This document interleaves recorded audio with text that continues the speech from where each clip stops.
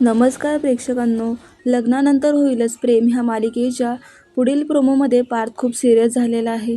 नंदिनी आता त्याला बघून खूपच रडायला लागते, कारण खूपच क्रिटिकल कंडिशनमध्ये पार्थ आता खूपच म्हणजे एक प्रकारे सामना करत आहे त्याच्या त्या परिस्थितीला.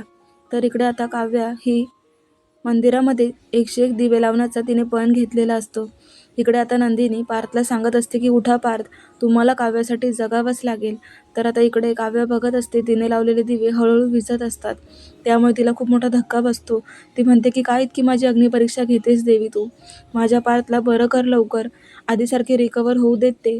तेव्हा आता तिने खूपच ती आता एकदमच तिचं पण पूर्ण करण्यामध्ये व्यस्त आहे आणि त्याच वेळेला तिच्या हातातून काही दिवे खाली पडतात.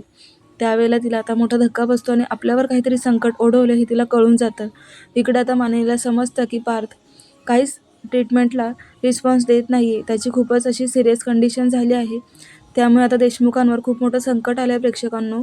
या संकटामधून काव्या स्वतःला कशी सावरणार हे पाहणं खूप रंजक ठरणार आहे. पाहायला विसरू नका लग्नानंतर होईलच प्रेम. धन्यवाद.